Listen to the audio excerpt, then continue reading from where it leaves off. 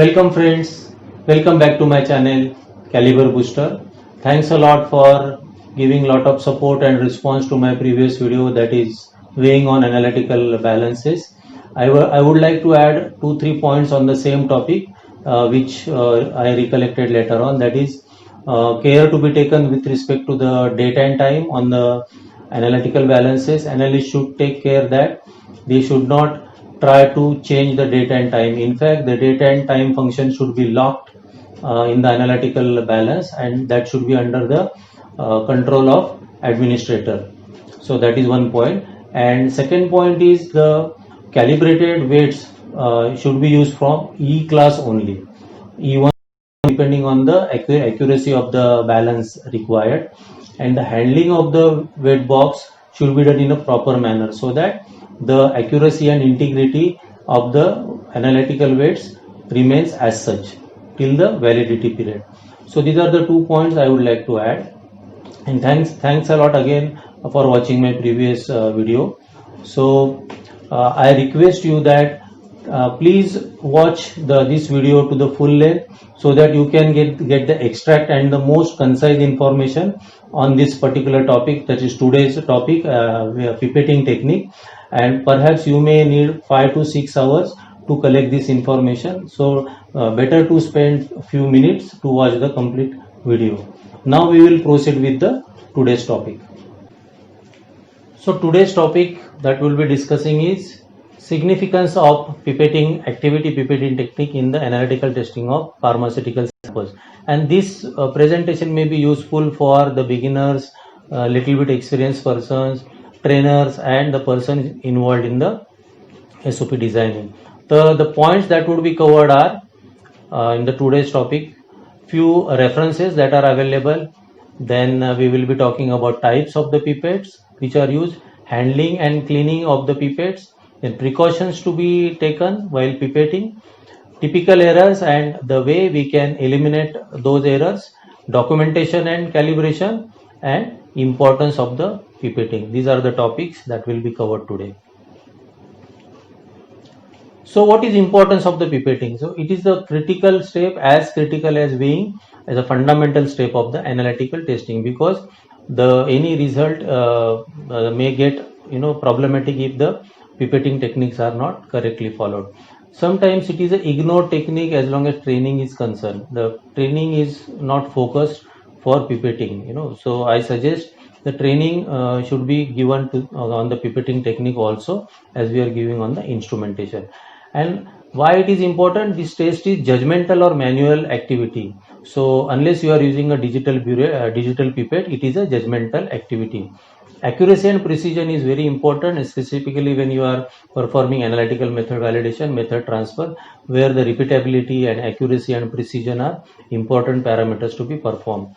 Then error in pipetting may spoil your efforts, may spoil your work. You may have to do rework, or the results may not be assured if the pipetting techniques are not proper. Then demonstrations are asked for by the auditors, or pipetting techniques are observed by the auditors whenever there are inspections.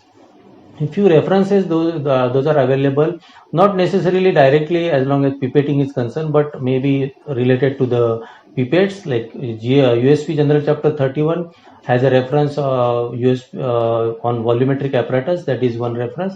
Another reference is EP General Notices Section 1.2. Another reference is IP General Chapter 2.1.6 on volumetric glassware, and NIST is another reference. So you can go through these references for more details.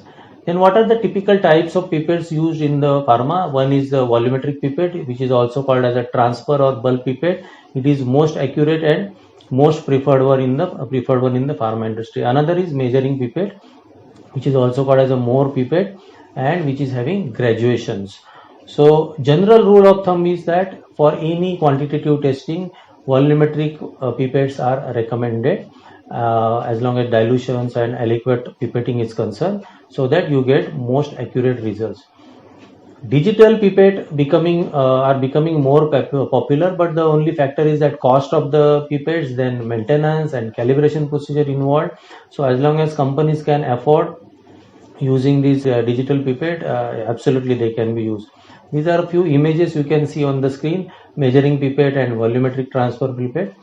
Another image is for serological pipette, but that is not used in the pharma industry, which is having graduations till the end of the tip of the pipette.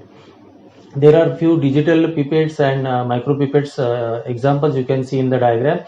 You can see in the diagram that digital pipette, even if you are using, they are giving accurate results. Their usage is very important. The way you are holding it, the way you are placing inside the solution, whether you are using putting it straight or you are using in the tilted position, depending on the results that are obtained by pipetting may vary.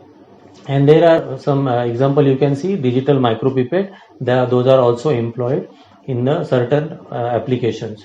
Then handling and cleaning of the pipettes. Whenever you are receiving, keep the records of those pipettes, quantity and then date. Physically you have to inspect whether they are correct or not broken. Then they should be kept clean and dry, unbroken, and before you take it for the testing, you ensure that they are intact and clean. Then care to be taken during storage and usage, specifically labeling should be there, capacity wise labeling should be there, class wise segregation should be there of the pipettes. Then validated cleaning procedures should be available, written and approved procedure. Specific procedure should be applicable for cleaning of the pipettes externally, internally, and whenever there are significant contaminations, when there are lots of residues or precipitation inside the pipette, how are you going to clean it? Then it is always better to have a schedule for pipette cleaning. Most of the companies are not doing it, but you can try it. Training to the operators and analysts, and training should not be only theoretical, it should be unit operation based also, so that there is some value for the training that is given. You can see a few images on the screen that pipette stands are used so that the pipettes are not contaminated by other solutions, they are not broken. So it is always a good practice. You can also see some example of broken tips of the pipette. So you have to avoid using such pipette. Sometimes plastic cylinders are used in which the cotton is or some you can say tissue paper are placed with liquid soap solution, and after using, pipettes can be put in the in such cylinders, so that it is very easy to clean the pipettes.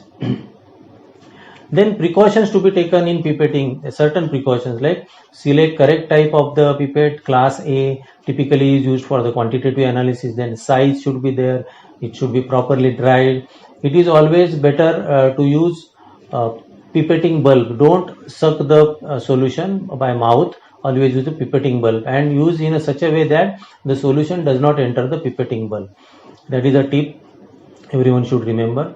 Then it is always a good idea to rinse the pipette with the diluent, in which you are going to prepare the sample and standard solution, and again you dry it before you use it for the actual standard and sample pipetting.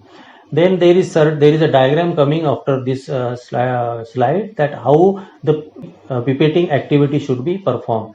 Place the tip properly, pipette up to the level above the mark, and then you drain it. So ensure that the entire solution is getting drained out. It means that the pipette is suitable for usage.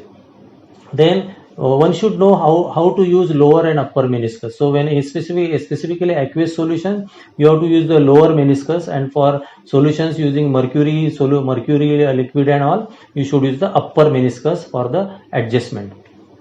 Those tips should be remembered. Then few more precautions in the pipetting is you have to remove the excess liquid, wipe externally. Viscous liquid may take some more time to drain. Then you have to allow the solution to drain by gravity. Don't blow it. So that is not a correct way to do the pipetting. Volumetric pipettes are calibrated to deliver. Means what? Without the blowing the last drop, you are getting the accurate volume of the volume in the pipette. Don't use the same pipette for different solutions or different component or different concentration of the same component to avoid the errors. You can see some figures, some pictures, the appropriate pipetting procedure, which I have already explained. Then there is another error, which I will explain later on also. Parallax error. Parallax error is what? If you are not holding the pipette at the eye level when you are adjusting the meniscus, then it is called as a parallax error. So you should always hold the pipette at the eye level, and if it is not, you can see in the diagram what is the extent of error that can encounter due to improper pipetting. Then there are typical errors, rather few errors I will talk about. What are the errors and how we can eliminate those errors. So contamination error is one type of error. So contamination error can come from unclean glassware, contaminated glassware, or the bulb that is used for pipetting, that itself may be contaminated. So you have to take proper precaution to avoid the contamination. Then incomplete transfer of the pipetted volume. As I explained earlier, if the pipette selected chosen for the pipetting work is not properly selected, it is sticky from inside, greasy from inside, it will not drain the diluent completely. Then incorrect capacity pipette is used. Like there is hardly any discrimination between 1 ml and 2 ml, 3 ml and 4 ml, because nowadays even capacity, odd capacity pipettes are also there. So you have to take maximum care to seal the pipette properly. There can be segregation of the pipette capacity wise. There can be color coding. There can be different labeling also. Then another type of error that can encounter is inaccurate solvent dispense after pipetting. So that is also explained in the earlier slides. If meniscus is not properly adjusted, or there is some air bubble trap, or the pipette tip is broken, or last drop is blown, then there can be error. So these are few errors. Of course, there can be a few more examples also of the error, but in the interest of the time, we can't cover all of them. So what is the documentation and calibration involved? So at the time of receipt, you have to maintain the inventory, then register calibration certificates, which may be asked during the audit. Then specific records of digital pipette. When you are using digital pipette, calibration, then numbering of it, then frequent calibration. SOP should be there for operation as well as calibration. Whether you are using manual technique or digital pipette for pipetting work, there has to be SOP for operation, which also should involve the basic tips of the cleaning and maintenance and proper usage of the pipettes. Then training records of analysts should be there, and training should not be given only on the theoretical basis. Some unit operation or some analyst validation can also be performed. Training module can be prepared so that there is a consistency in the training that is delivered. So thanks a lot for watching, for the attention. If there are any additional questions or additional support is required, you may send email at the email ID which is displayed, vmatre.cbooster@gmail.com. Thanks again for being with me. So see you next time. Till that, take care and be safe. Bye bye.